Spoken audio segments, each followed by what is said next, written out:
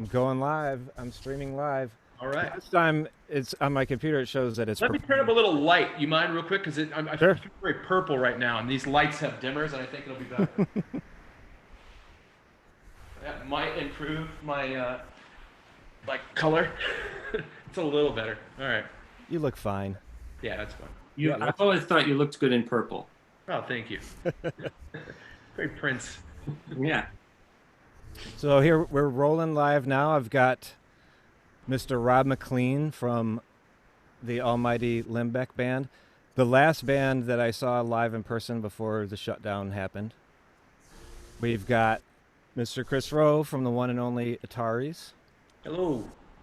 and the incomparable Josh Caterer from Smoking Popes and Jackson Mud Band sometimes. Oh, yeah. Yeah. So how are you guys doing tonight? Doing all right. Doing pretty well. All Yeah, things doing considered. fine. All things considered, Yes. doing good. So for the record, this is the second ever time we've tried one of these. So the This shit is my might. first time on Zoom altogether, so thank you for walking me through this. I'm kind of a noob for online video streaming. I'm just always been very terrified of it. So Yeah, Zoom is it's pretty simple.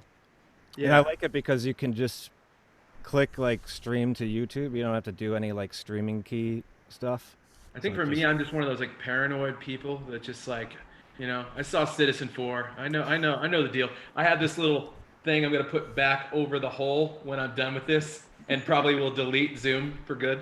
You probably should. There are definitely a lot of security That's what concerns somebody with this said. program.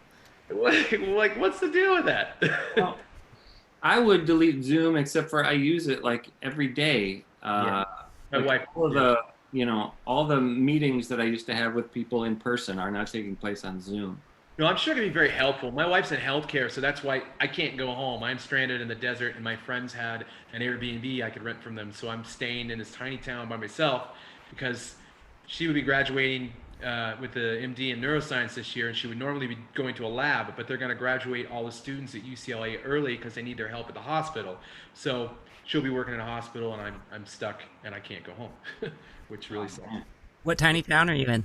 I'd rather not say online, but I'm somewhere in the Southwest. So it's so tiny. If we knew the town, we could find you. Yeah. Oh yeah. Oh yeah. Very much. Yeah. There's like so few people here, but yeah, like in the desert Southwest. I mean, I'll tell you off screen. Okay. Pretty cool place though. I mean, I don't know if you want any one of us being able to find you. I wouldn't give a shit about that. Yeah. Look, I need some human interaction. Yeah, I would love for y'all to be hanging out if it wasn't for this pandemic and the fact that I'd be afraid to like touch anything or anyone. Yeah. Oh, Well, oh, go ahead, Josh. this social distancing thing that we have going, actually, you are way ahead of the curve on this one, Mike. Right? Yeah. You've been trying to practice that for many years. The funny thing is, even before this pandemic thing happened, like, I do the Live from the Rock Room here, and we've had 100 some bands come through. And every time before a touring band comes through, I'm paranoid that, like, what kind of disease are they going to bring in? So now it's just, it's heightened.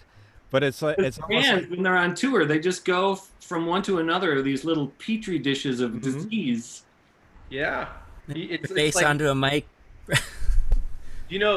are you like one of those types, Mike? Like Gene Simmons will only fist bump people. I would definitely prefer to fist bump people. I'm Like, the same way. I shake hands out of being polite. I would shake hands, but I never like it, and I can't touch anything with that hand until I go wash it Yeah. later. I'm definitely going to leave this whole experience, hopefully, with a different outlook on. All right, I'm definitely. I mean, I've already been like OCD and a hypochondriac, but this has made me like intense. But Yeah, it's almost like millions of people in the world are waking up to what my reality was like prior to this. right. Are you that way, Rob? Are you just pretty lax? I kind of go with the flow. I never start a hand. I try not to start a handshake. 'Cause sometimes I feel weird doing it, but I usually shake the hand if someone does it for me. I'm like a waiver normally. It's But I good. guess contrary to that, like I like to hug people as a greeting. Me too. But I don't know if that's as germy as a handshake, actually. Like a Totally. hug might be less dangerous. So someone hasn't been hugging piles of money and like, putting their, like your hoodie and somebody else's hoodie. Like chances are there's less germ to germ action. Wow. Do you guys think that even when we come through this thing, that we'll never quite go back to handshaking like that? that will sort of no longer be like a social given that you're going to shake somebody's hand. That's just going to permanently change. I think some people. Yeah. Depends on who it is, probably. I mean, I think problem is I mean, the only thing I've ever went through that was like a similar occurrence where everybody was, I felt like for one short brief period of time we're on the same wavelength was after 9/11. You remember that feeling like you could like look at somebody walking down the street and you're like, oh yeah, I know what you've been watching and feeling all day too. This same crazy thing on TV. That's like, so I think everybody is going through some parallel struggle right now, whether they're a first responder or working in it, or they're stuck inside and they're dealing with that. So I think some of those people, it will stick with them. But if I remember, there were plenty of people that could have took away a larger lesson or something from that whole experience. And I think people just gravitate back to their normal, who they are too, sometimes. But maybe some people will change for the better. Definitely not the people in Michigan that are outside of a courthouse with AKs protesting a virus. I don't think a virus can read those signs. Shoot it! Shoot I demand to be exposed to this virus. Stop trying to keep me alive. Yeah, stop. Yeah, exactly. It's like, come on. I get it. Nobody likes being inside, but seriously, they're trying. Like, I'm a conspiracist, but like, not on this, man. People are trying to help us. They're trying. What I do is going to affect your family. I should respect that. Right. Yep, totally. So I did, having the opportunity to get you three gentlemen on here, I wanted to talk a little bit about songwriting because I admire the songcraft of all three of you guys. I think one thing in particular, and I think a lot of songwriters share this, is I find like lyrics to be one of the biggest challenges, like writing lyrics that are acceptable, like not even great, but like acceptable. So what kind of process do you guys have for like getting started on lyrics for a tune?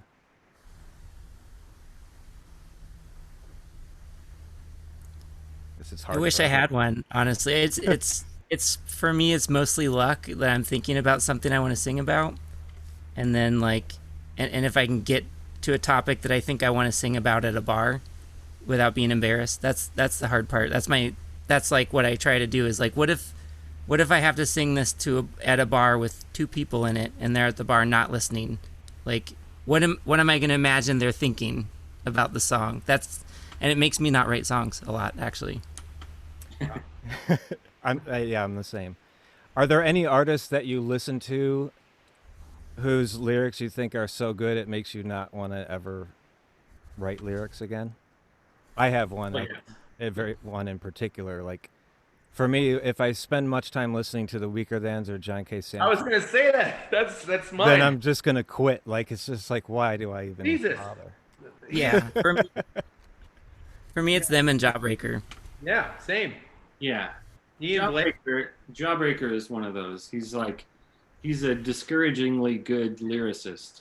David Bazan too. He's really good with his words. Yeah, he's good. Yeah.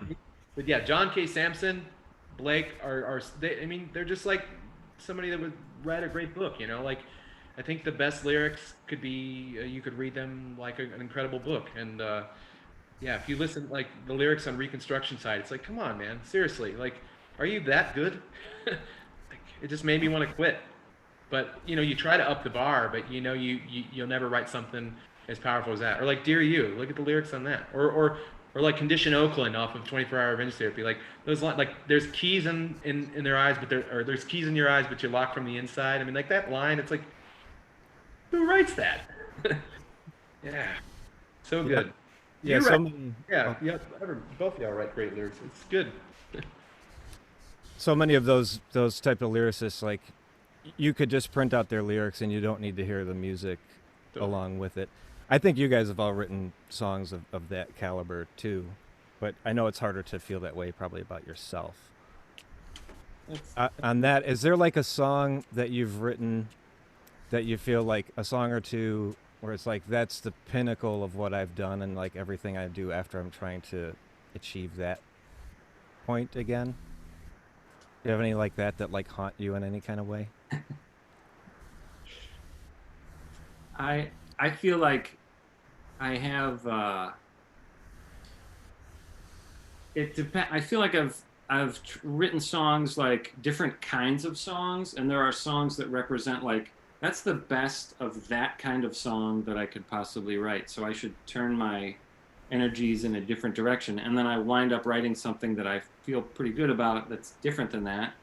But then I can't really go back. And like one of the songs for me would be Pretty Pathetic, which is sort of a uniquely autobiographical song with more of a stream of consciousness, like less structure to it than I normally would write a song. I just sort of, everything I knew about songwriting, I just sort of cast it away and just like wrote like a lot of prose and then kind of a little bit tried to cram it into a form. So it was entirely different. And that one's sort of like, you know, a lot of our people that like our band seem to particularly hone in on that song, but I can't even try to go back there. Like as a songwriter, like any, you know, a couple of times I've tried to walk down that road again and I'm just like, And usually when you can't, try, I'm not there anymore. I can't even figure out how to get back there. So I try to write other kinds of songs. Yeah, that makes good sense. Like you captured that moment in time perfectly, and that moment's not going to happen again. So you got to move, especially a song like that. It is very unique for one of your songs. It's also one of my favorite songs of yours. But oh, thanks. Yeah, but Kris and Rob, do you guys have the thing? I found it interesting, Joshua, you said like you do the best of like this type of song. And like I know for me in my head I have like 3 or 4 different types of songs that I write. And every song I write is like one of those 3 or 4. And then are you guys that same way where it's like I have this one, it's like the mellow one, and this is like the mid-tempo one, and this one's the fast one. But they're all kind of like in a category sort of in your head. I feel like for me it's more like one. There's like one song that I keep writing. That's a good one. I have comfortable places on my guitar for my hand to go to, and I have a hard time starting anywhere else.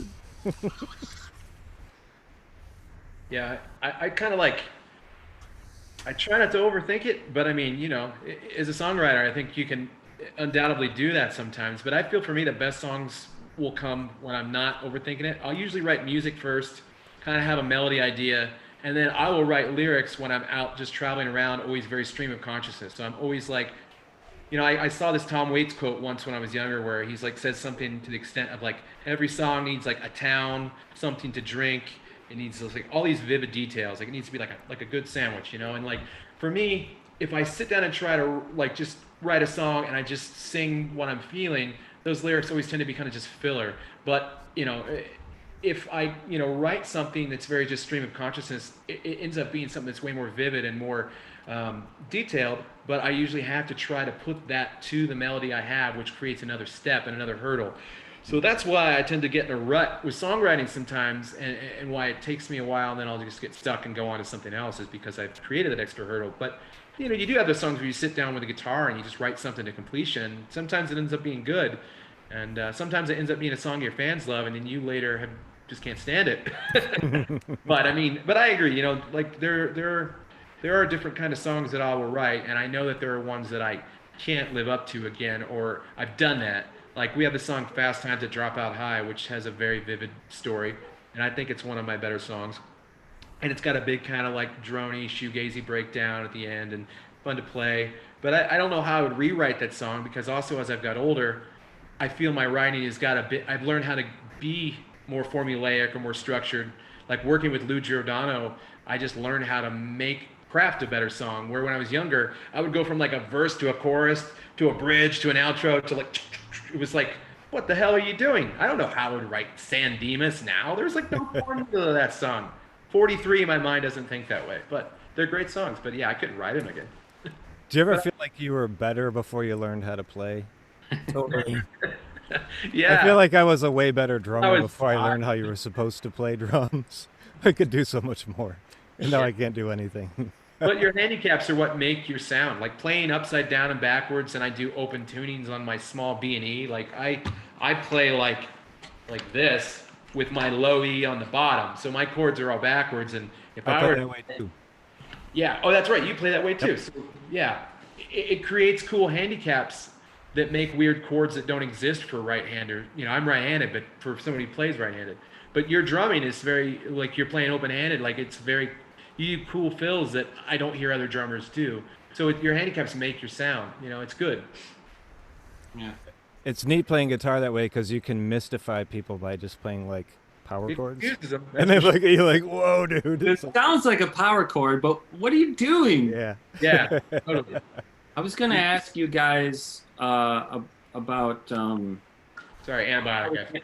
how to get started on a lyrical idea for a song, because there's this thing that kind of has been helpful to me sometimes, but I don't know if it works for anybody else. So what it is that sometimes I'll get an idea while listening to other music. Like sometimes if I'm like driving, listening to other music, particularly if I'm like listening to like a whole album from somebody, like, and like a few, I sort of am just like soaking in the vibe of their music, and then I'll hook onto some lyrical idea that they have, and it inspires a thought in my mind. Yeah. That I'm like, oh, I should keep that, and so I remember that, but then I'll take that thought and I'll work on it later outside the context of listening to their music. And it's not that I'm trying to recreate that song. It's that wherever the headspace of that music was at sort of inspired an idea in me. And that works a lot to like just be the beginning nugget of a lyrical idea of a song. Do you guys have that? Totally. Absolutely. Yeah, I've done that before. My working titles are generally based on that. Like I'll have, I don't know if it's the same for Rob or for Josh or for you, Mike, but like if you're listening to something a bunch, or sometimes subconsciously, and when I make a working title, it's always like, oh, that reminds me of like Steve Earle and Jets to Brazil. So I'll call it like Earl Jets, like, whatever, just whatever you're listening to or whatever the vibe is. But it isn't necessarily that you're plagiarizing those artists. It's just that they're great artists and you like them and you just it inspires you to write something. That's why they say the whole imitation is a serious form of flattery, because I don't know who writes an original song. I mean, like I love jazz in this past year. After I got in a car accident and only had a CD player, I just got deep into old jazz for the first time. And I'm like, why and how did I miss all this great music? There's some originality there, but I would think even the most original jazz person would be inspired by other greats. You go far enough back and you're still going to get, I was inspired by Fire or by The Rock. I don't know, just something stupid, but you know what I mean? I mean, I don't know what's original anymore, but I can hear a little bit of every artist in everything I listen to. It's just how good you are covering it up and making it your own. Totally. Yeah. It's true. I don't know. I've heard a quote from Truman Capote. I remember at one point he said, "Originality is the art of concealing your sources." I've heard that. It's great. That means that Stone Temple Pilots, when they first started, they weren't good at concealing their sources. Right. Yeah. As they went along. They came into their own fine, but I remember the first time I heard that song Plush, I was like, wow. Wow. Or as Owen Wilson say, wow. Wow. So we're coming up on 20 minutes in here. Rob, do you want to kick us off with one of your songs? Sure. I didn't think of any songs to play. I was gonna do because there's no one here to tell me what to play. I'll do shoot if I can remember the words for this one. Yeah, I could do that. Okay. Yeah, since we're talking about songwriting, I've had a hard time. I've had a really hard time writing lyrics, and after Limbeck stopped touring, I didn't write any songs for years, and this is the first song I wrote when I finally started writing songs again. And it was kind of about why, what happened? Did me and songwriting break up? That's kind of how I was feeling. I've been in so much pain since you've been away, and I don't know where you've been. It feels like I lost a friend. I don't need you anymore, but the cats are scratching at the door, trying to find you, but it's just no use. And it's been so dull since you've been gone, and I hate it. Yeah, I hate it. Oh, I hate it. But I'm finally moving on. And it's so hard for me to reveal anything. I'm not inspired, I say, and my thoughts wander away. And I'm not who I was, or who I wanted to be, as I was stumbling through my teens. I don't blame you for leaving, I just hope you'll come back again. 'Cause it's been so dull since you've been gone, and I hate it. Yeah, I hate it. Whoa, I hate it. But I'm finally moving on.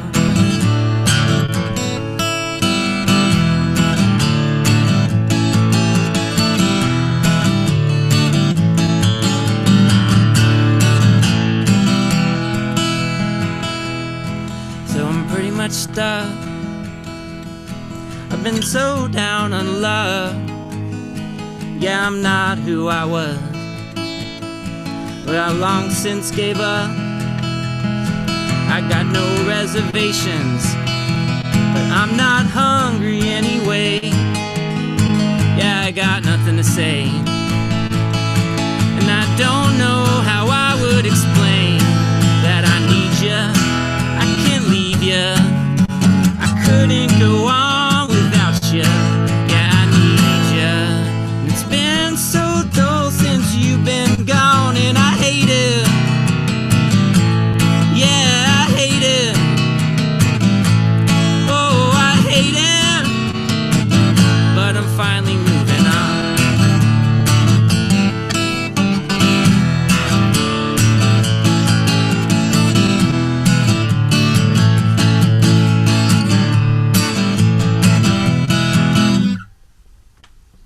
Nice. Thank you. Really good lyrics in the song. Very good. So that song out on anything, or is that new? No, it's years old, but it's new. I haven't recorded it really. Yeah, because I'm not familiar with that one. Really good. Thanks. Yeah, I liked there was a line that grabbed me in there. I got no reservations, but I'm not hungry anyway. That was my joke. I liked that sort of that sort of double meaning of the word reservations. It's like that's right up my alley. I like that kind of thing. I love that you wrote a breakup song to songwriting, kind of. I did a similar thing, this new song of ours called Car Song, where I wanted to write a song that was about all the memories I had driving around in my 2003 Dodge Neon and all the things we experienced together, but I wrote it in the first person like it was about a person, but it was really about the memories and the car and how the car finally died, and, we got in an accident and hit a neon LED flashing sign rather than hit the car in front of us, and it peeled back the roof and it died, and it kind of references, there's a line in it too that even says like neon nights, and which is also a Sabbath, Dio era Sabbath reference nonetheless. But yes, that's I love that. Really clever, really good lyrics. Is that song singable for you right now, Kris? I think so. Yeah, I could pull that off. You mind? I got to grab my tuner behind me. So would you mind Okay. if Josh wanted to do a song first? I will grab my tuner and tune up Yeah. before. Yeah. If that's cool, Josh. I'm up for it. Yeah, sure. Yeah, Cool. you don't see my video while he's playing. I want to hear him play, but I've got to pee so bad. I was like, I'll create a diversion for you while you go and do that. Okay, cool. I'll turn it up so I can hear you while I'm Right. the Cool. Hopefully, Josh's video has been glitching a little bit, so hopefully you don't. Oh crap! I just kicked Rob out of the meeting. Oh no! I gotta invite Rob back, or maybe he dropped. Oop. Oh, there he's back. Okay. All right. Okay, I'm gonna mute Rob.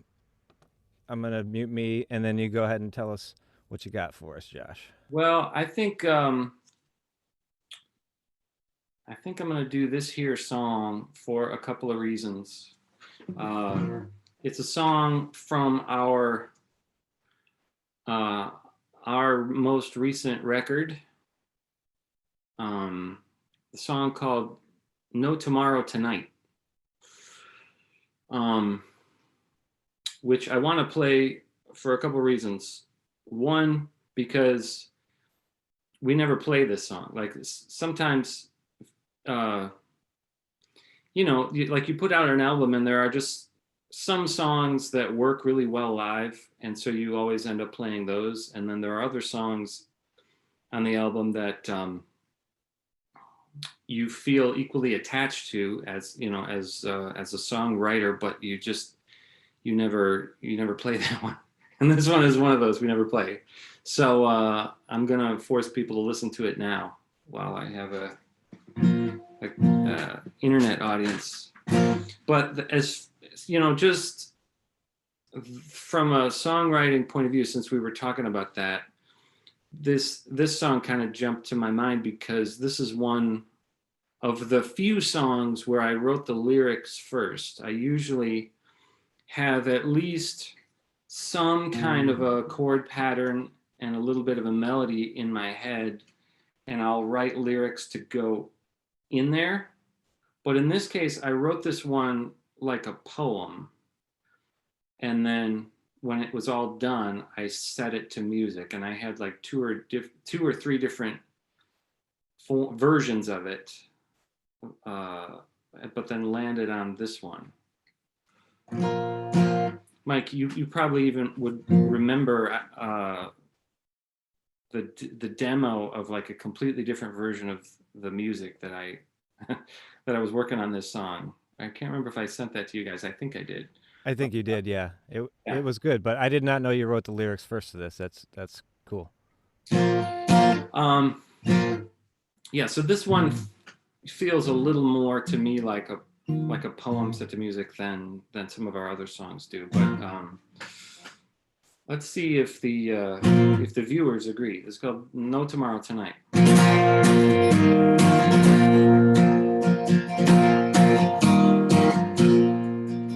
There is no tomorrow tonight. There's only the passion we feel. The thread of the dawn's breaking light has never felt quite so unreal. The rapturous thrill of our hearts, full of bursting with desperate delight. Tomorrow, there is no tomorrow. There is no tomorrow. There is no tomorrow tonight. There is no tomorrow tonight. No sobering sound of alarms. The struggle between wrong and right evaporates here in your arms. In ecstasy rising upon the wings of a sparrow in flight. Tomorrow it all will be gone. Oh, but there is no tomorrow. There is no tomorrow. There is no tomorrow tonight. Yeah.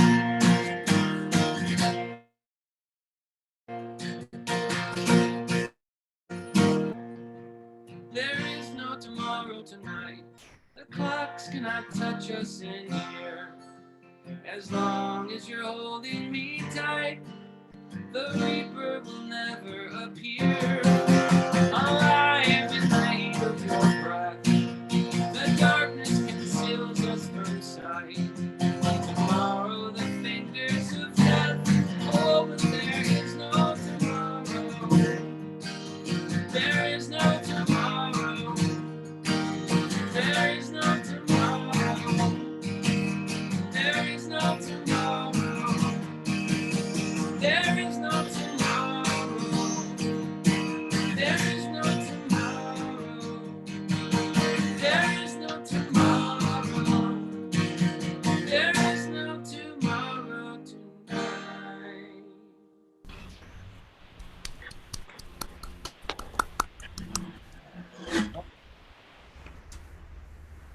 Very nice. Thank you. Sure. We had a little bit, it chopped up a little bit once. Are your kids streaming Hulu? Are you being serious, or is like are they all about the? They might be. They I might. mean, they're teenage people, so they're probably streaming something, right? It's true. You didn't tell them like, hey, no streaming. My dad's on the Zooms. We gotta go down there and like lay down the law, man. Cut Yeah. the streaming, cut the Netflix. You turn something off. It's that- funny that we're the dads now with the. It just doesn't seem real still. Yeah. So when you wrote down those words before you had a melody in your head, did you know what the chorus was? Like, did you have that concept, or is that something that you filled in after you? Like, did you? Because that's a really good chorus. Very good. Oh, thanks. No, I knew that every verse started and ended with that line, there is no tomorrow tonight. So then when I was setting it to music, I decided to like repeat that at the end, and that sort of became the chorus, but it was more about finding things that rhymed with the word tonight. It's like variations on words that rhyme with tonight. That would be the, like, in parentheses under the song title, No Tomorrow Tonight, variations on words that rhyme with tonight. Did you do the get out the yellow thesaurus, and Yeah. that's what I would do. It could have been worse. It could have been there was no tomorrow to knife. Right. It could have been like an orange, some orange. He just would have been totally screwed. No. My best friend in high school was Dwight. Oh, but there is no tomorrow. Was he really named Dwight? No. I don't think I've ever known a Dwight. Like Dwight Gooden, he played for the Mets. Dwight Eisenhower. Very few. I didn't have an answer earlier about like what song is like the pinnacle of the songs you've written. For me, it's the opposite, and it's the songs that make me cringe the most are the ones where I accidentally rhymed the same word with a word with the same word. I always love that Beastie Boys line. Everybody's rapping like it's a commercial, acting like life is a big commercial. What do you rhyme with commercial? But it's such a great song. Isn't that Pass the Mic or Jimmy James? But either way, I always was just like, ugh. Like I love that song, but I'm like, all right, I guess. They could have thrown like controversial in there. That could Yeah. rhyme. Oh yeah. Commercial. Yeah. Rhyme it with somebody named Herschel. I always go for the names at the end, you know. I do a lot of the name thing. Chris, are You you guys are both too good at rhyming. are you prepared, Chris? I will try. Yeah, I think I could get away with trying to sing a tune. I got to do it eventually. Like I really want to start singing on my own live stream. I've been doing that for the past few days. I've just been talking and taking questions and stuff, and it's been fun. And I like played a little guitar and wrote down some songs. But I'll do it.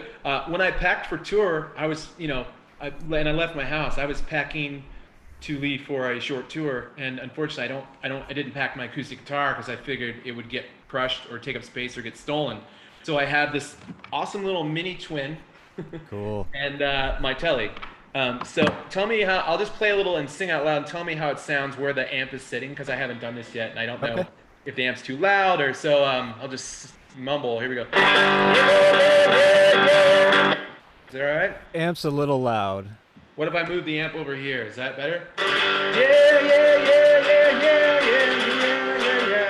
Yeah, that's better. Okay. All right. Cool. All right, this is a new song. We released it on our Bandcamp. It's part of our new album, The Graveyard of the Atlantic, that will eventually come out. Chinese Democracy Part 2.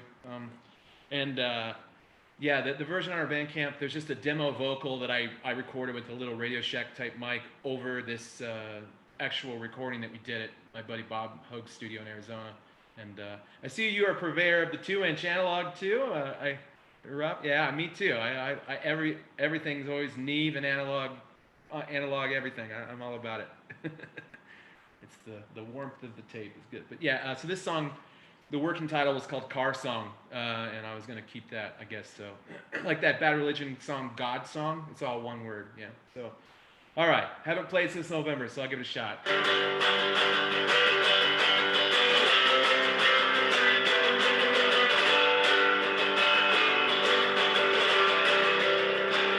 Now you rest amongst the rust of these roadside monuments.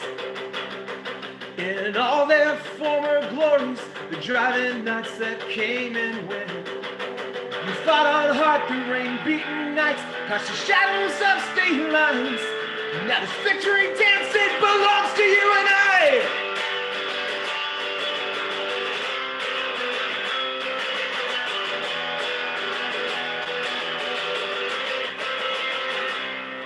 Ashtrays serenade on these Indian summer nights. I passed the cold, dark desert towns under the neon-veiled starlight. We crossed the Mason-Dixon, sang with pastures gold and green. Now, Johnny, won't you come on home to me?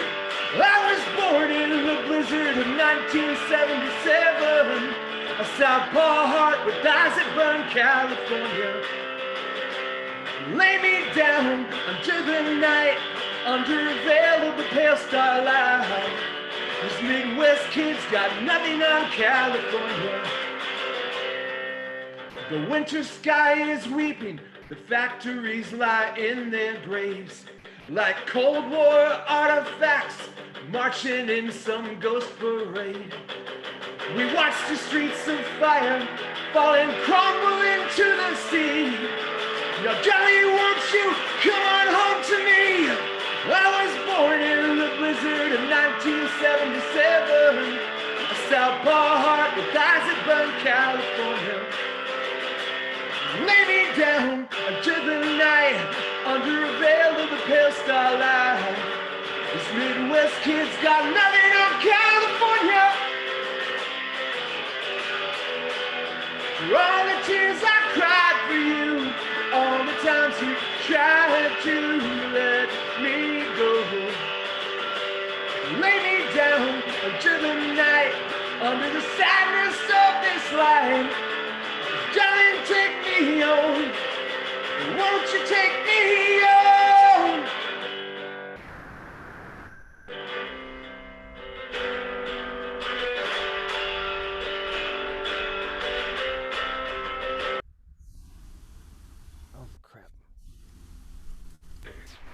Oh, there we go.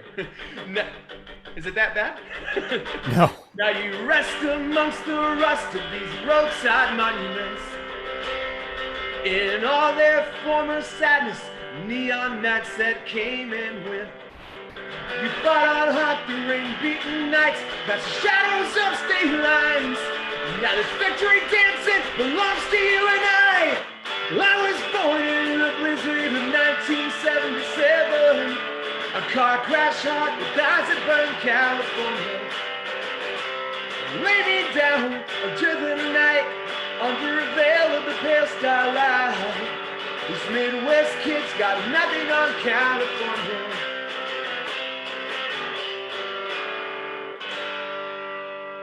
Yeah. Thanks.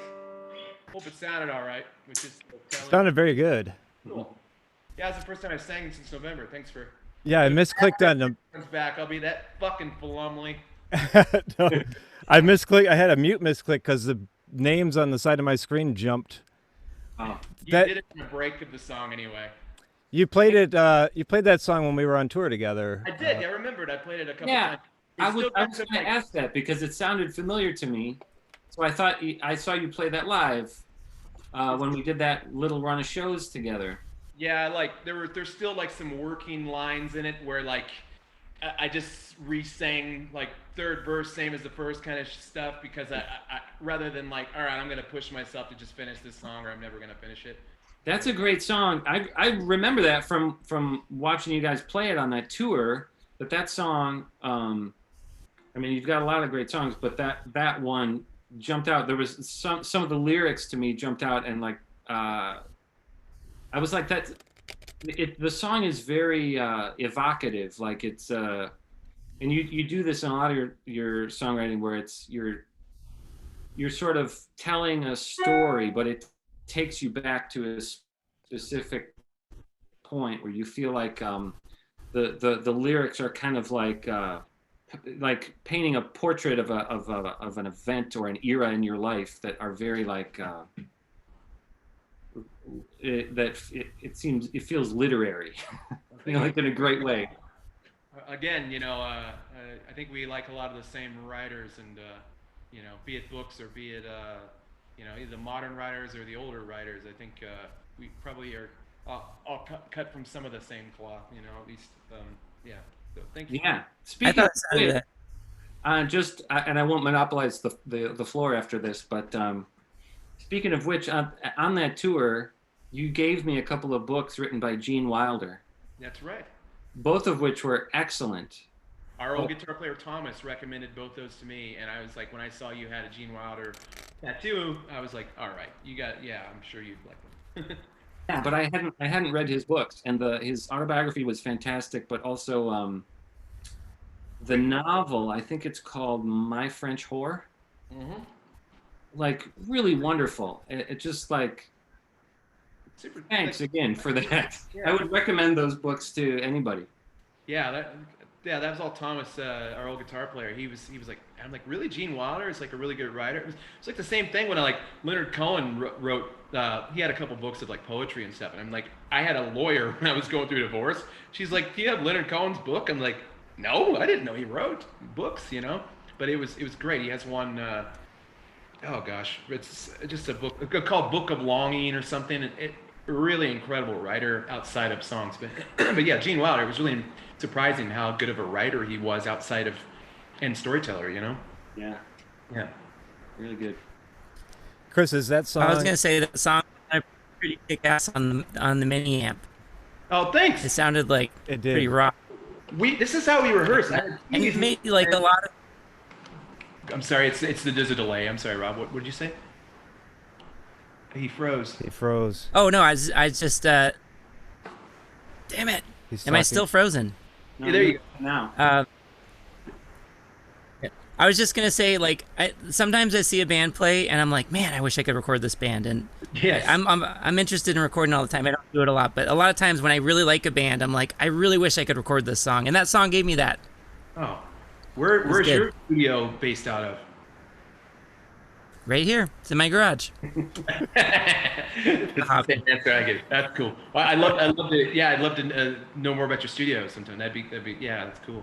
No, I actually don't have one. Oh, you don't? Oh, that's just your. Oh, just my garage. Yeah, same place my kids play.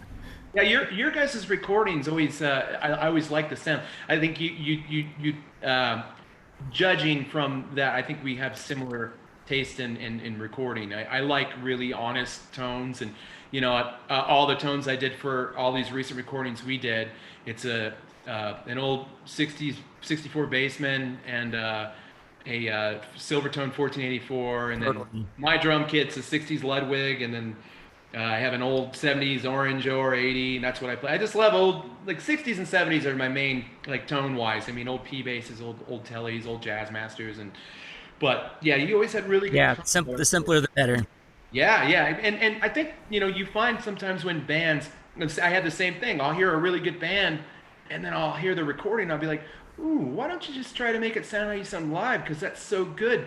There was this band we played with. I don't want to say where or who, but God, they sounded like super amazing live, like very like Teenage Fan Club meets like was super like 90s indie rock meets like Swerve Driver or something, and it was great. But I'm like, I listened to the recording, and I'm like, this just sounds like a kind of pop punky recording. And I'm like, man, I wish this recording sounded like them live. So I'm hoping their new album, they'll just like go with the tones they have live and record it, because God, they were great. But you get that a lot, and I'm always just like doing the same thing. Or I always be like, you should go to my buddy's studio in Arizona. Go to Bob's. He'll make, Yeah, Bob's amazing. He is great, yeah. But and the Popes, you guys have always had great tones too. It's funny that I always tell people the stories. I used to have this Marshall JCM 800 I bought from my good friend Dave Ehrlich, who played in that band Nerf Herder, and Dave got it from Blake, because Dave was roommates with Chris Bauermeister. So I owned the Dear You and 24 Hour Revenge Therapy. It was on all Jawbreakers albums, and it was on Blue Skies for Us and on So Long Astoria, the JCM 800. Then I sold it to Jerry Finn, and Jerry Finn used it. And I believe he said it was his favorite 800 he ever had. And Blake told me one time at a Jester Brazil show, I took that amp head and had him sign it, and he told me he got it from Ian Mackay. It was their practice amp after Minor Threat. So he probably played it in Embrace. So that amp was like an heirloom, but I had to let it go because I felt it needed to keep living, because I got what I wanted out of it, and I bought this orange, this old orange that just sounded great. It was my sound. But that was a great 800, and I always loved Jerry Finn's recording of Destination Failure. It was always one of those things when we would record, I'd be like, this is a really natural sounding record. The tones are just so good, and so they're just so honest, and they weren't overdone, And I would use that as a good reference. Like, a lot of sound engineers will have a record they'll tune a room to. Whenever we go to a studio, that would be one of my few records. I'd be like, okay, this is a really good sound, and try to strive for something in this realm without going too overboard. But I love that record. Great record. Nation Failure, so good. Yeah, but I love your new tunes as well. Like when we played those shows with the Popes last year, there were so many newer songs I had heard a lot and I liked. But I mean, "Amanda My Love" is such a great song, and then. What's the other song I really love? I really love your melancholy, happy, sad songs the best. But anything where it's like, you think it's a sad song, but then there's just this redemption somewhere in it, you have so many of those. You're really good with that. I try to ride that. I mean, I don't overthink it and try to do it, but sometimes I'll land on it and I'll get that. But that's what I'm going for, is creating emotional confusion in the listener. Like, I just heard this song and I don't know how I feel now. No, you master that turnaround, though. I think Kris is totally right. Like, whenever I try to go there, I just make a song that's melancholy for no reason, and it doesn't ever give you anything back. So I scrap it. You guys are being nice. I agree with you about Jerry Finn. He was a genius, man. His sad that he's no longer here. He's very, very sad. But his sensibilities about things were just perfect, because he was an appreciator of like really raw punk music. Like when we were making that record, sometimes, like, we would drive around in his car, like if we were going out to eat after a session or something, and he had like the Misfits on, and it's like we just drive around listening to like I Want Your Skull. Like, he was just, that's what he liked. But then he also appreciated like things that were actually really well produced, like pop music, where everything was clean, and he had this way of bringing that together, so he could give you a really clean, kind of polished version of what is a really organic, real tone. Did he do that Super Drag? That is what I was thinking of when you were describing that. What you were describing right there. That's it. Amazing. That was what I was saying too. That was like my favorite album. Like, you can get me wasted. Just that drum tone. Oh, one of the best I've ever heard. Yeah. That was like wasn't that the record he did that immediately after Destination Failure, didn't he? Like, he did, those two were done back to back. And they sound similar. I think the Super Drag record sounds better than ours. You guys were the On the guinea whole. pig, the super drag. Well, Yeah, I remember being out there in California with Jerry, and he would get these tapes from from labels and stuff like of potential bands that he was going to produce, and he would sometimes play like, here's a band that wants me to produce them, or their manager wants me to produce them or something. What do you think? And one of those was Super Drag that I hadn't heard before, but he put in the song "Who Sucked Out the Feeling," and like we listened to that song, and I was just like, yes, yes, do those guys. You have to do them. It's great. That second that Head Tripping Never Key was so much better than the album. Regretfully Yours is a good album, but man, that album, like the guitar tones, the drum tones. Oh my God, it's great. I didn't know they were back to back. That makes sense why I like the tones on both so much. I mean, and it's funny because he did so many albums that were like, it's funny you say too that he was like super punk guy, because I would never guess that. I thought I thought he had a really good pop sensibility, and I mean pop like Squeeze, or like pop like good pop, or like Matthew Sweet, or like Elvis Costello, that kind of pop. But like, man, he had a really good ear, like he's one of those guys where he did a bunch of albums that like I'm not into. Like I was never a fan of like some of the like punk bands that were in our era that we'd get pegged with, but then he would throw an album out that was like blow my mind. But I mean, I guess when you're working on a project, you cater to the project and do what's best for the project. But I mean, like for instance, I love The Cure, but I think he did an album with The Cure, and I didn't really like that album too much, and tonally and song-wise. But I mean, I thought it was cool that he did an album with them, if I'm correct and I'm remembering it right. But I mean, he definitely, Did he do a Cure record? I think he did. He did one later album. The one I'd have to look it up, but I'm pretty sure he did. Maybe it was the self-titled album. And they went to work with him because of that band. Blink recommended him or something to them. I think that's what happened. And it was the same with them. I didn't really listen to that band much ever, but I mean, I didn't, tonally wasn't my thing. But I always loved the stuff he did for the Super Drag album, your album, and I'm sure there's some other stuff he did that was really great. Yeah. Anyway. Yeah, I think he definitely like catered to, I think, kind of like what the vibe and the tones of the songs. A good producer does that, though, Yeah, because if you listen to like the way that the Blink-182 records he did, like sonically are very different. Totally. Than like the Super Drag record. It's those Blink records are like way more like slicked up and polished and auto-tuned. Like, what if he what if he took the the production of that album and applied it to this? That would have been better. But I mean, hey, again, you gotta go with the project and make it, at least like try to put your stamp on it, but also let them be who they are too. But I mean, I don't know. I never listened to Fall Out Boy, but they did an album with Ryan Adams at PAX AM, and I checked it out just because I'm like, well, this sounds interesting, and it has super scrappy tones. I'm like, well, that's really cool, Like, I'm always one of those guys too, where like what Rob was saying, like I'd love to. There's that record there that I'd love to like put that with like minimal production and see how it sound, strip it down. But I mean, that's how I felt about a few of those records. But yeah, but some he just nailed it for me. Like, but. I don't know if the Blink guys would have been able to do it without the auto-tune, because I think it's that they have like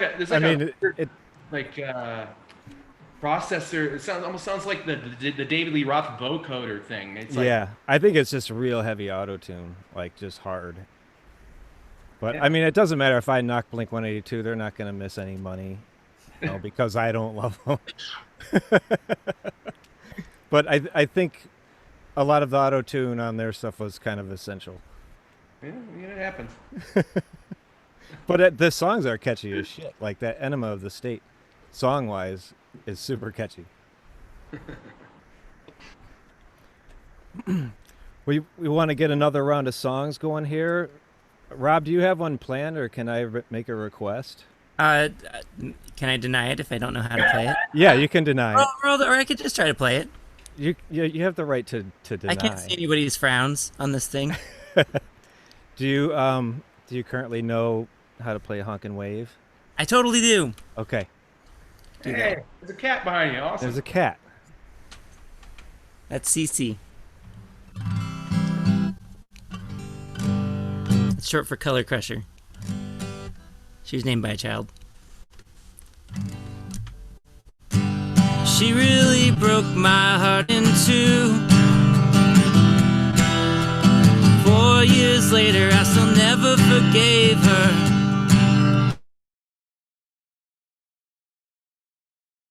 I was ready to.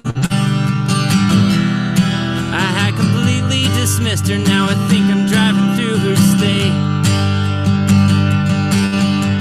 And I'm not ready for some burned down bridge just yet. And I'm not saying that I want anything from you. The only thing I really want now, if I see you soon, is if we drove side by side on a highway in the Beehive State, that we could honk and wait. So I'll just keep taking the 15 through. And it's kinda early, so I'm swerving and swerving. There's really nothing else to do except sit and keep steering, thinking, driving through her state. And I'm not for some burned down bridge just yet. And I'm not saying that I want anything from you.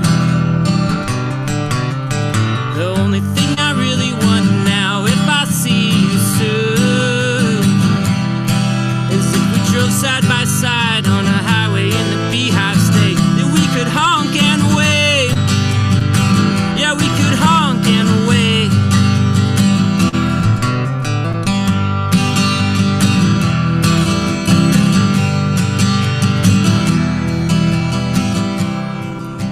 I wonder of a way that I could make her feel like an ass without her think I'm trying to do that. I'm thinking of a way that I could make her feel like an ass without her think I'm trying to.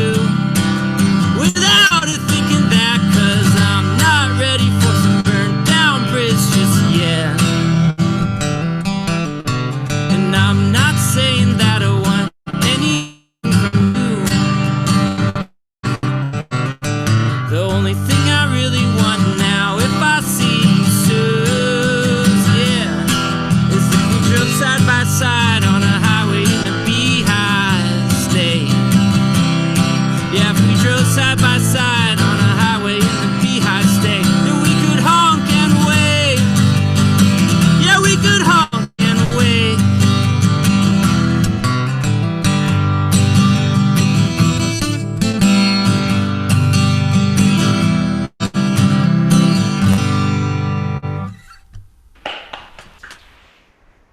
Thank you. Super good. It's a great tune. And I wasn't the only one that wanted to hear that. We had some Rock in the 904 said, love, love, love that song. Say What You Want loves this song so much. And George Sirianni says, yeah. Thanks, thanks guys. Yeah, that's a great one. What kind of guitar is that you're playing? It sounds really nice. Guild. It's a 1978, and I got it real cheap because it's kind of, you can't tell, but it's kind of ugly. It's got some problems with the finish. It's super full-bodied. I love the sound of it. I thought it was like J45 or something from the sound of it. It doesn't. Yeah, it's great. It's actually kind of annoying to play because it's so big. I dig it. Yeah, it sounds great. You know, my thing is I've been looking for an old acoustic.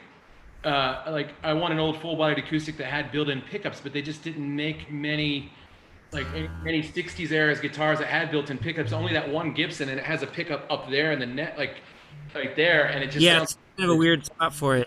I know, like I want something with built-in inside the hole and everything else you have to do aftermarket. Because Bob has one J45 that he bought a '70s one, and I always thought that the electronics were part of it, but they weren't. He's like, somebody modded it. That's why I got it cheap, and it sounds great.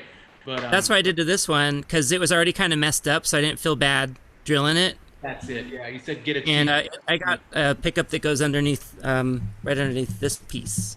That's great. It sounds pretty good. What kind of pickup did you get for it? I'd like to do the same. It's a Fishman. I got it a long time ago, but I think it was a Fishman, and yeah, it fits right under there, and the battery lasts forever. And it's live when you play live with it. It sounds really full. Yeah, I've gotten compliments from people like, I don't know about your guitar playing, but the guitar sounds really good. That's a very German compliment. I always get that. Like, first time I play German, it's like, be prepared for the German compliment. Be like, your band is very good, but your guitar sound is not so good. I'd always feel or, I like your band, but I came to see the Vandals. That's how, every time. Yeah. I've heard that from other bands about touring in Germany. Condescending. Did you guys, the Pups toured Europe a few times, right? Just the UK. Just really? One time. Yeah. You did. Let's do a tour of Europe when it's over with or something. Let's all three of us go play some shows. What say we do? I would love to. We were supposed to be in Europe in fall, but nope. Probably not. Of course, you're going to have to get Josh on the plane. Oh, I hate flying. I got struck by lightning on one flight, and then another flight had an engine failure 2 hours over the Pacific and had to turn around back to California. I hate flying more than any human, but I have to do it sometimes, and it blows.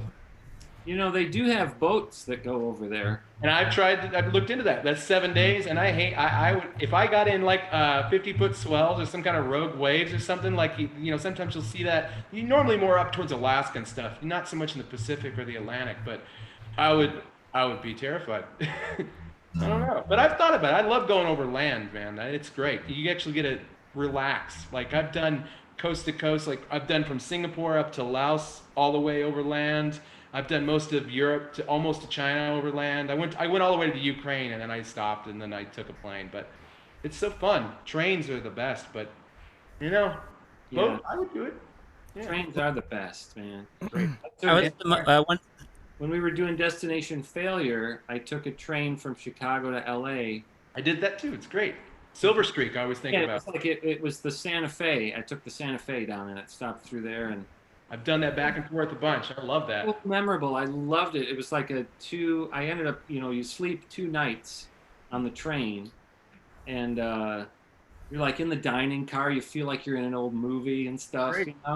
Yeah, I always think of Gene Wilder and Richard Pryor and Silver Streak. Every time I was once a card-carrying member of the NARP, the National Association of Railroad Passengers. That's awesome. I've never heard of that.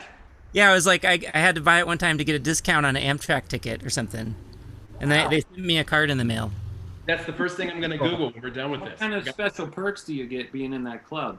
I just got a discount on my ticket. Probably like same as like AARP or something. You get like 10% off or something. I've been waiting. And it's cool though if they gave you like a free coffee in the snack car. But don't they have a magazine? You started receiving the NARP magazine? I didn't get a magazine. Oh. I didn't see that. That's pretty rad, though. Wow. Yeah, trains are great. There's such a romantic feeling when you're, just traveling across the country in a train. There is. It's like being in an old baseball stadium or something. There's just something that's really wonderful about it. But it's, and it's mostly just a lot of old retirees and stuff. Like, it's sad that in America, not too many younger people tend to do that. But like, it's not super expensive. For a few $100, you could get a sleeper car ticket from LA to Chicago, and it's all private. Like, unlike in like Eastern Europe, where you share it with a couple like big Russian dudes, which is first time I had that. The guy snored and kept me awake all night. I wasn't too keen, but man, it's great. That trip is so cool, and some of it's monotonous, but I mean, sitting and looking out the window, it's beautiful. It's cool. I agree. Chris, you look like you're itching to play. Oh no! I just tuned while he was playing, so that you didn't see me while I was listening. So, I'm just always fidgety. It's just my normal. My friend Johnny texted me, quoted me, "Gotta get Josh on a plane," in quotes. Let's do it. Good luck with that. When it's safe again, let's tour Europe. How about we do, when it's safe again, hopefully next May, we make this lineup our Live from the Rock Room Fest. Next May, Yeah, if we can play by then. I'd be into that. I would definitely be into I playing would that. too. Yeah. I'm bummed that we didn't get to do it this year. That it didn't happen, but we'll do it.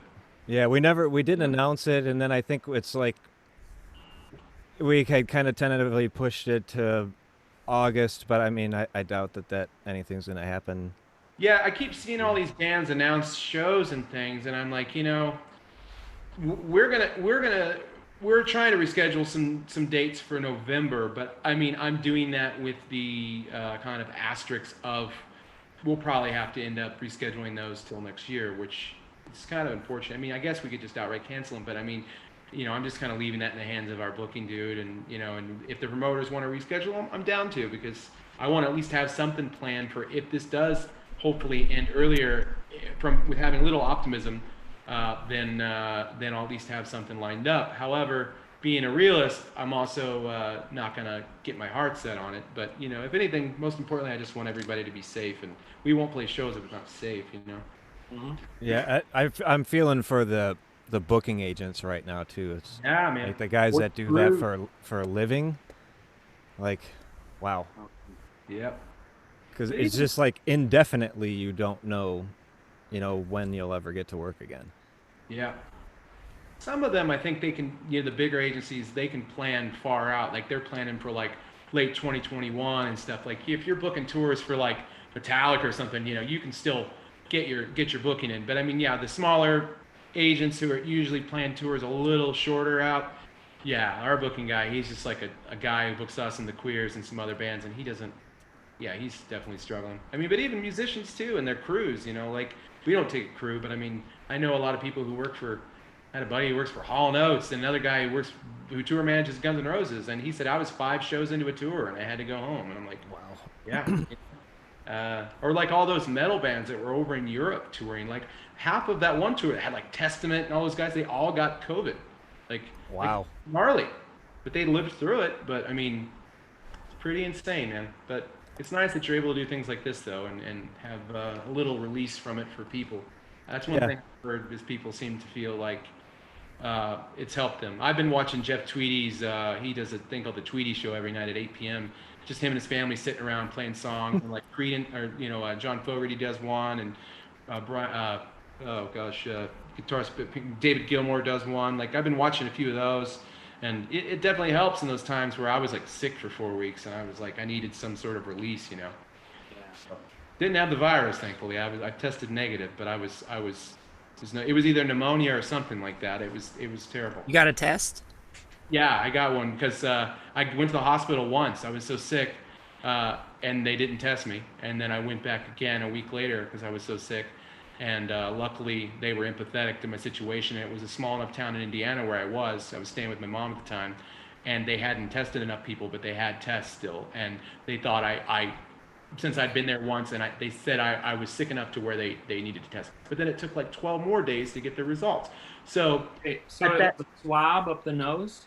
Yeah, but that was the thing though, is I knew the lady who did it. Strangely, she was I had a long story, but I have a sibling that my parents gave up for adoption before I was born, and she was the one who told my mother about my sibling. She knew who she was, and she was the one that got us together after 40 years. I met my sibling for the first time last year.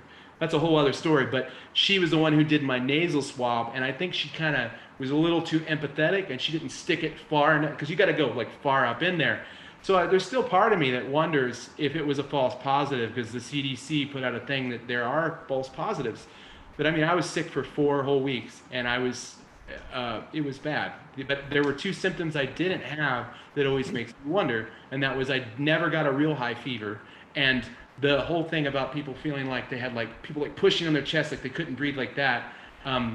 I got a sports oxygen meter, and it went low sometimes, but I never had that feeling. But as somebody who grew up with asthma and bronchitis a lot, I had a lot of other symptoms. So like, I plan to get one of those antibody tests when I'm able to, and see if I did have it. But it's still then you got to still social distance, and it's not like a card saying you can go out and just run around in the streets. You still, a lot of those people say those things are just to tell you had it. They don't even know if that means you're immune yet. So, but yeah, 4 weeks of sickness was not fun during the pandemic, because yeah, sounds pretty crappy. Yeah. Chris, we have we have a request for you from CP. Shut up. You're talking. He wants to hear, maybe a he or her, or they, wants to hear "Bite My Tongue." That song is really old, and I know a lot of old songs, but that's one I don't really remember. I'm sorry. Yeah, We tried. I didn't work on acoustic either. I'll play an old song though, but Josh should play a song first, and then I'll do an older one for the CP guy. All right. What do you got, Josh? What are you feeling? Well, let's see here. I kind of want to do a. We were talking about Destination Failure. I want to do one off of that their record, and I'm thinking I'll do No More Smiles. This one is co-written, sort of, with a friend of ours named Ken Noka. I say sorta because it's not like he and I sat down to write a song together. Ken is a songwriter who he used to write these songs. I know he still does sometimes, but back in those days, he would always write these songs that just had one verse. And he would make these like recordings of them, and it was just a verse and a chorus, and it just like repeated. And I remember we used to kind of give him a hard time because he was like, his songwriting was great, but like he would always just write one verse. And so we would be like, dude, the song is great, but it just needs a second verse. And he was like, it already has a verse. So like, he got that far into the song, and he would always be like, so I took one of his songs. It just had the one verse in the chorus, and I wrote a second verse to it. But my objective here was simply to write a set of lyrics for that second verse that was pretty close. It was like a slight variation on what he had done in the first verse, because I wanted it to be different, but to try to capture the spirit of what he had already written. So this is sort of, and I like how it turned out, and it goes a little something like this. No More Smiles.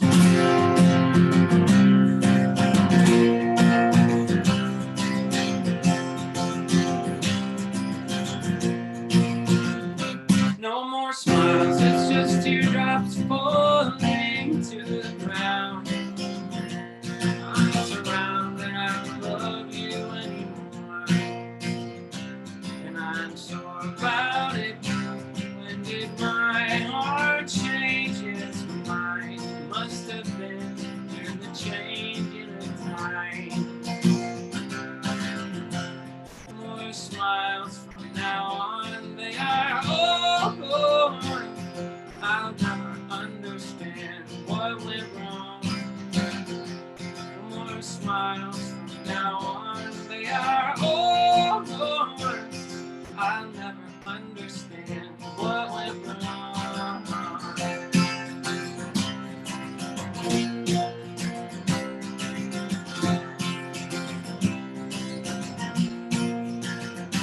No more lies, now the hard part is over, so they say.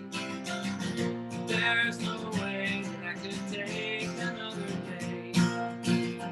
So let's not talk about it. When did my love for you die? Kiss me once, and it's time to say goodbye. No more smiles from now on, they are all gone. I'll never understand what went wrong. No more smiles.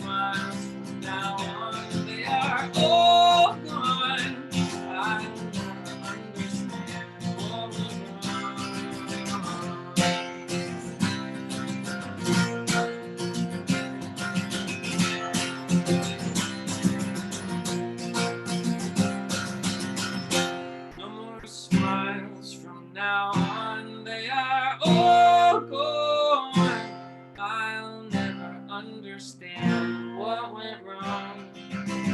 No more smiles from now on. They are all gone. And I will never understand what went wrong.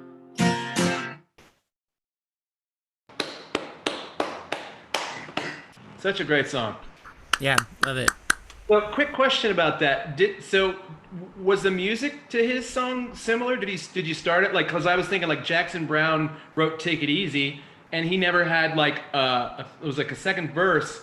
So Glenn Frey came in and wrote "Standing on a Corner" in Winslow, Arizona, and picked up the song. So was that song? Did it already start out, or was it just the verse lyrics were his? Oh, he wrote the chord pattern as well. Oh, cool. Okay, that was what I was wondering. But he didn't have a second verse. Which was, like, I remember, and tell me, Mike, if you remember this, but, like, I remember hearing a kind of a demo that he had done, or a 4-track version or whatever, that just had, it was, like, full length, but it just had, like, he just repeated the first verse. Yeah, he sang the first verse twice. The chorus was slightly different. Right, yeah. I made some slight change in the chorus as well. Because the original chorus was like, no more smiles, just the pain of a broken-hearted man who will never understand what went wrong. A slightly different melody. Right. That was the It sounds really funky, by the way. Man, I'd love to hear his original version of that again. Yeah, I'm curious now. I might have it. I recorded it on one of my cassette 4-tracks. Yeah. And I have a box of those, so I'll do some searching. I'd love to hear it. He might have it. You see him pretty regularly, right? He lives by you. Yeah, Ken lives in Milwaukee now. Rob has met Ken. Ken's the guy that shoots our video for the Rock Room. Oh, awesome. Yeah, he edits all the videos and does all the shooting. Cool. And yeah, Ken's one of a old friend of the Popes from years like prior to the Popes, like late 80s, early 90s. Yeah. Very cool. His house, his parents lived in a town that was near where we lived, and his house was sort of like it was the hub. It was like where everybody hung out. And so like we spent a ridiculous amount of time hanging out over there. Smoking cigarettes in the driveway. Mm-hmm. Listening to Dinosaur Jr. songs, theorizing that Jay Mascis is a cannibal. Yeah. Pretty sure that like he had several songs about eating people. Yeah. Remember, we'd rewind and play parts back over and over, like he's saying right there. And who was that? There was one guy. I mean, there's a lot of people that used to just hang out over there. And there was one guy whose name escapes me, but he and I almost got into a fist fight because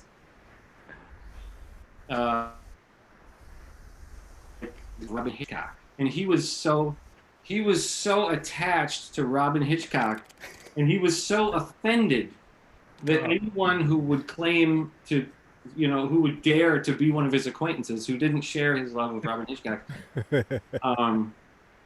like I thought it was going to come to blows. He really got. You remember that guy? They were one of those bands that whenever they would come on 120 Minutes, I just never could get into Robin Hitchcock and the Egyptians. I was never. It's such the Beatles, yeah. But like not as good. Reminded me of like later XTC too, like that Yes. Peter Pumpkinhead era, like really like Andy Partridge. Like it was something about it. It was a little too hokey for me. Like, yeah. But I'm gonna have to ask Ken who that was. I can't remember who that was exactly. So we have a couple more. Somebody says, Chris, how about "Are We There Yet"? I can't play anything off that first album anywhere but here. It just doesn't work on acoustic guitar, and I don't really remember a lot of those songs. If you really want to hear about it, no. you need a hug. I'd say if you play what you're thinking of playing, like if you play what you feel like you want to play, there's probably some people that want to hear those. I will play a song I think those people will want to hear, and it's yeah, but yeah, you know what it is when you play acoustic, and there are some songs that work as a band. Usually for me, it's the ones that have a stronger narrative and tell stories, and people I think sometimes won't realize that when they yell for some of those older songs were just more like punk rock songs that were kind of silly. I mean, this song is that, but I think it works well enough on an acoustic or a single guitar where it can pull it off as a solo song. But Anyway, I unplugged my guitar. Look at me. I'm very unprofessional. But yeah, I'll play this song, and I'm sure those people will hopefully be happy about it. All right, sound all right? All right, cool. This is a song about moving out to California when I was 19, and a good weekend me and my buddy Marco had. It was like a bunch of things crammed into one. I slept all night in line at the Jay Leno to meet The Cure, because The Cure played their first U.S. television appearance. And then we hung out at this bar, The Rainbow, and with like Blackie Lawless of Wasp and Lemmy from Motorhead and all these like funny people. So it was one of those weekends where I was like, my mind was blown as being a young kid from Indiana. So this is a song called San Dimas that I'm sure those people would want to hear. Here we go. 1, 2, 1, 2, 3.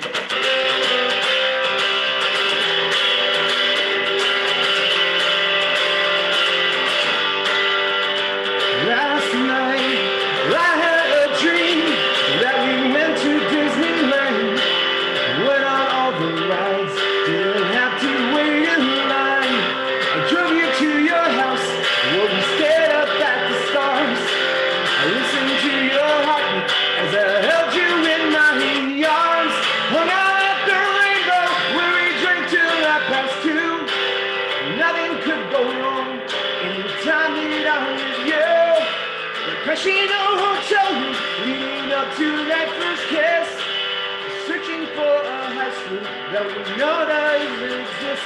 These are the things that make me free. Feel like I'm stuck in stand by me. This night was too good to be true.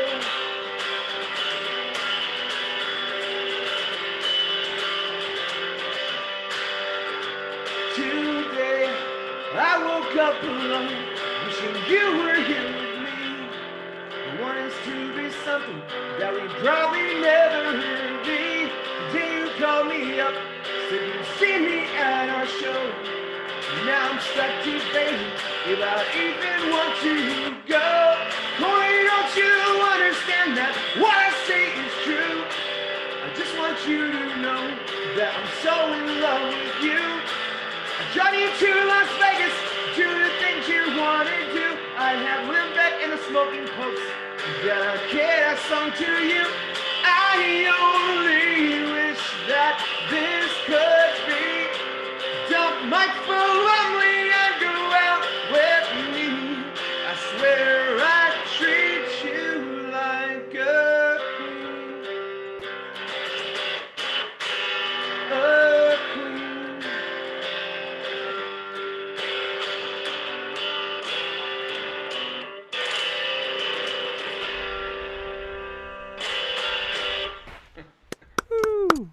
That was great. I'm blushing now.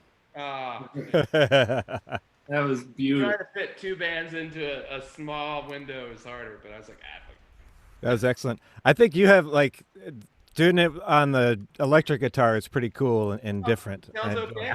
Totally. Yeah, it sounds really cool. Now when I do it on my own, like I've been doing like Instagram and Facebook live broadcasts going back and forth, and now that I do it, I'm hoping tomorrow I won't wake up swollen again, and I'll do a couple on my own broadcast tomorrow. So thanks for easing me into it. It's been a rough like few weeks, man. I've had 3 courses of antibiotics because it won't go away. Ugh. It's like, well, after being sick, going into an abscessed tooth is no fun. But because like, how do you go to a dentist during this? I went to an emergency dentist in a town that has like 2 cases at the time of COVID.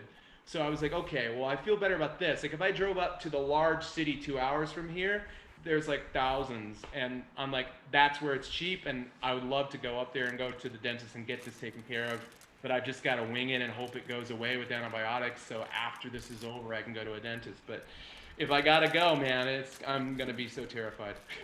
I feel you on the. I have tooth problems always at the worst times. Yeah, my wife has a wisdom tooth problem right now, and she's on antibiotics for that, so I'm like, what do you do? Like, she's in California, and like, you know, no. Yeah. Yeah. Well, we're hitting that. We're getting close to like an hour and a half, so we'll probably start wrapping it up. I have to plug. Tomorrow night, I'm doing a funny thing. If you go to the livefromtherockroom.com website, you can enter to. I'm going to do a 30-person Zoom chat, It's not going to be live streamed. It's just 30 people on Zoom, and I'm going to host a bingo game. Because I figured out for work the other day how to I can generate the cards and I can verify the winner. So we're going to do a bingo game. The winner's going to get a $100 gift voucher from anxiousandangry.com. That's where you can buy Smoking Popes merch, Off With Their Heads merch, the Bull Weevils, all kinds of great vinyl on there. So the winner is actually going to get something cool, and it's bingo. And what else? Figure what else you going to do on a Saturday night? Might as well play some bingo. That's great. Yeah.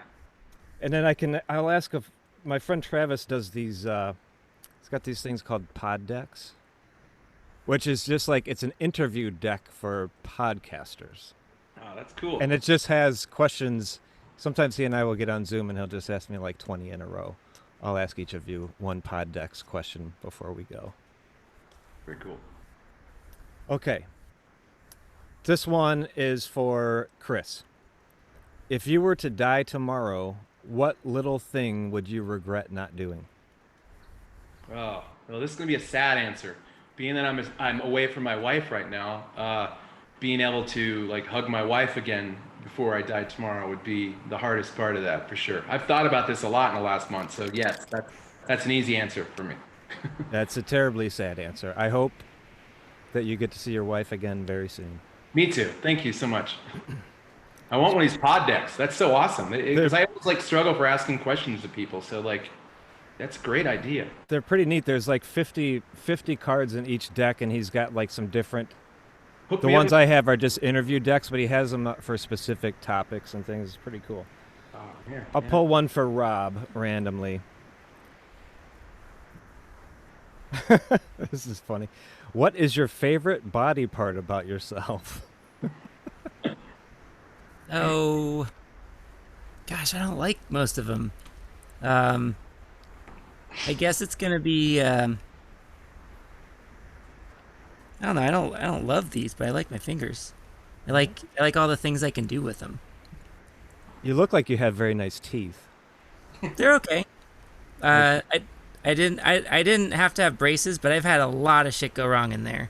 Okay. So I totally empathize with you, Kris. And I've been to Mexico too. Yeah. Canals, and it's a pretty nice experience. Oh, yeah. Except for all the traveling you have to do. I guess you've got nice hair. Like, I'll take out the hat and like put my glasses on. No, put me and Josh like on both ends.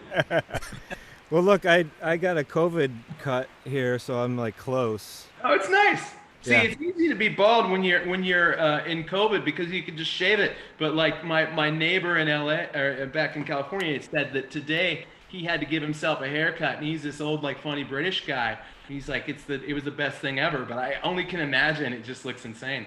But I mean, I'm just kidding. I'm sure it looks fun. I had to do it. It was really awkward. Like it's hard looking in the mirror and using scissors. Like I was really worried about cutting my ear or something.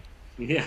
Yeah, it looks great, man. It's a good cut. You guys remember that little toy that we had when we were kids called, I think it was called a Woolly Willy? Oh, that sounds familiar. It was like a face with magnet shavings. You use shavings, and you could move with this little magnet. I was just thinking, Kris, when you took off your hat and put your glasses on, that we were like, you would be the guy when all the shavings were still like at the bottom. And then I would be the version that Well, let's do it one more time. Side by side. Yeah, whatever. Hold on. I'll put my glasses on. I rarely ever take my hat off, so here we go. Me and Josh. Yeah. Like the same. And we got that round face. Yeah. Like, I'm like the four shavings. You used to go without the beard, so yeah, I would be. Yeah, it's funny. And I have a lot of hats, so yeah, I think one time I have this picture of us where we're sitting backstage in Chicago somewhere playing some songs, and yeah, I think we both have similar hats on, and it's funny, and I'm just like, oh yeah, that's pretty hilarious. Huh.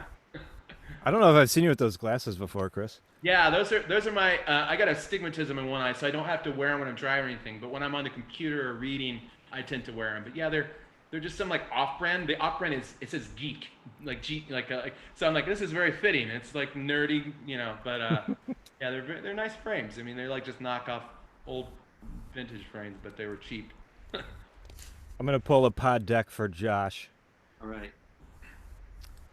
This one, I don't. This one's too negative. I'm gonna find a different one. I don't want to ask you a negative question. And not a negative. No. Here, this is positive. What's the best piece of advice you've ever been given? Oh, that's good. Oh, the best piece of advice you've ever been given. I'm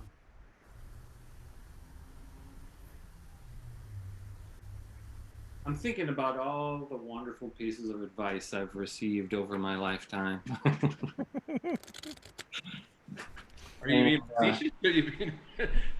I remember, okay, one of them,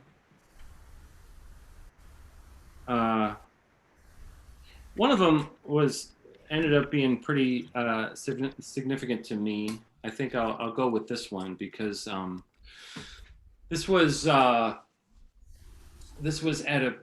a point in my life where I had I had started working at a church, which is what I still do as my at this point. It's what you would consider my day job.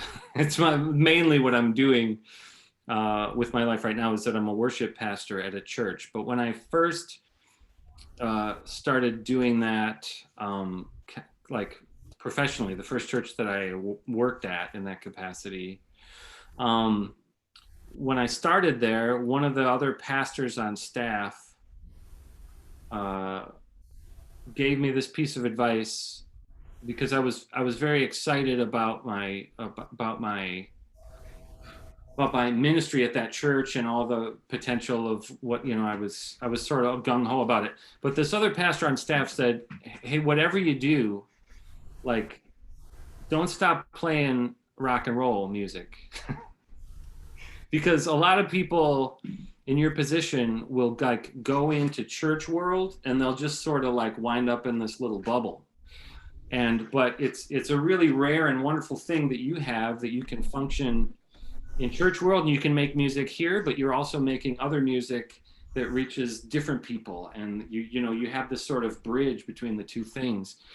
And he's like, a lot of us in church world who are pastors are like trying to figure out how to get out of that bubble and keep build those bridges, but you already have one. So that, for me, the best piece of advice I ever got was don't stop playing rock and roll music. That's great. That's good advice, especially as we get older. Totally. It's even more pertinent. Yeah. And I agree. You have like a voice already to the outside world, and you have a voice to the people that already want to hear it. And I think that's good. Like, I think that's something great about music is that, you can say something positive. And one of the things that, like, doing this live stream for me was because, like, I've been super depressed this past week after, being away from my wife and being sick for so long. And so I just forced myself to get on Facebook one day without announcing it, or get on Instagram and do a live stream.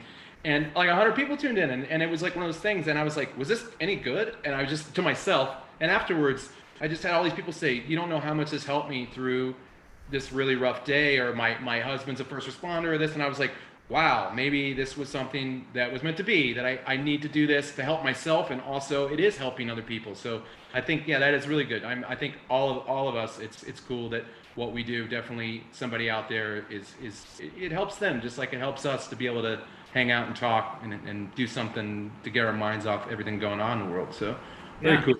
And for musicians at this point, it would be possibly easy for people to get discouraged. Like, all my shows have stopped, and like, any income streams that I have from that have stopped. So like, and it's gonna go on forever. So like, why even bother? I'm just gonna like, sort of, shrivel up and forget about it. But like, so that the encouragement that we should take would be like,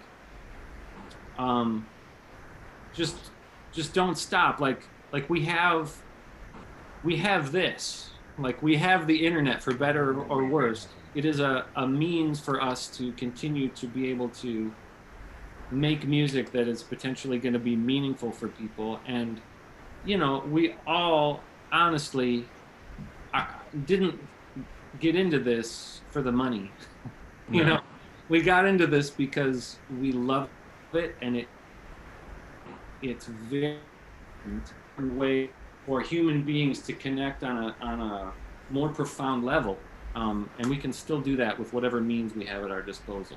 And I think the really, really honorable, cool thing is, too, you know, not only are you connecting with people, but I've noticed there's been so much generosity of people that, like, I have friends that have been doing acoustic shows and things, like my friend Yotam from this band Useless ID. He's in Israel and he's been doing an acoustic show every day. And I've been like, man, I want to feel better so I can play songs. But like, he'll have people tip him like $100 and stuff. And it's like, I did these live streams and I put up a Venmo and a PayPal, just like, hey, you know, touring's how we make money. We had tours canceled. If you can help, you can. And I didn't expect anything, but man, there's been so much generosity. And like, it's like, how can I say, like, how thankful I am in that? Because it's like, you know, I like you said, this could go on for who knows how long. And it's like having to pay rent and all these things. We're all thinking about that. But at the end of the day, you know, this has been such a release and such a help mentally as well through these difficult times, to be able to connect with people. And it's so humbling and cool. And to be able to still play music and have that outlet, like you said. Yeah, so don't stop playing rock and roll. No, I definitely won't now. Keep on rocking. Yeah, keep on rocking. Just like we had somebody commented like one more song from each, although we're at like an hour and a half, I think it's about the max, but how about I have each of you guys back on here at a later date individually, and we can get love that. A couple, 2, 3, 4 songs. But I think this was, I thank you three for joining. I think it was a great group. I thought you three would mesh together really well, and I was together. I was right. Hey, now, thanks for having me. And you nailed it. Yeah, this has been a lot of fun. It's been cool hanging virtually with you guys. Yeah, nice to get to know you too. Yeah, nice to get to know you, Rob, and talk gear and stuff. It's super great. Your guitar sounds great, and your songs are great. Super awesome. Thank you. Likewise. And both of y'all again too. Appreciate it. Yeah, dude. Yeah, Rob and Josh and Kris, love you three guys. I'll text each one of you, and we'll get setting up visual streams with each. Hey, can I mention one quick thing? Absolutely. Do all of you have a Bandcamp? Because if people weren't aware, today Bandcamp are waiving their fee, and they're giving all proceeds to artists today. So if anyone out there wants to support all of our bands, we have at least I know for us, we put a bunch of new music on our Bandcamp today, and I would assume both of y'all have Bandcamp. So if you want to check out some music, go to the ataris.bandcamp.com and download. It's all pay what you want, so you can download for free or donate if you want. But there's a bunch of stuff. Yeah, so check it out and support Smoking Popes in Limbeck too. And yeah, Limbeck's got some fun stuff up there. Patrick put that all together. Some like weird B-side stuff. Is it just limbeck.bandcamp.com or Limbeck Band, or what's the URL? I don't remember. It's easy to Google. Just Google Limbeck Bandcamp, and it'll take you there. Cool. I'm going to check that one too. And then the Pope stuff, you can get it on Asian Man. And Limbeck has some out-of-work people in the band too, so, you know. Yeah. Johnny and Justin, I think both. I'm not sure about Justin, but I know John lost his job over this. That sucks. So I won't take it because I got lucky in this one, but yeah, I'm sure he'd be happy to have something. Well, Rob, do you have like an online merch store up anywhere else, or is the Bandcamp? No, I think that would be it. Cool. All right. Well, thank you, fellas. I hope you have a wonderful weekend, and we'll do some solo live streams so we can get more songs, although I like the conversation just as much. Yes. So have a wonderful night. Love you guys. Thanks everyone for watching. You guys. Love you too, buddy. Take care. Stay safe and well. Bye-bye.